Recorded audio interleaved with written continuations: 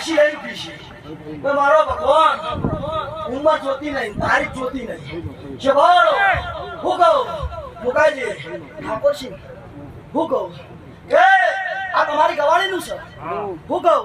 શભાળો કે હું નશી જાગા લીધી બે અને તારા ઘેર લેખ ના લખાવ મારું નામ મેં આ તો પંચાયત કરવા બેઠી રે તો શભાળો અને મારા ભગવાન આ ગોગો મને ઉજવા દેતો હશે અને હું બાવાની મેળવી બોલતી છું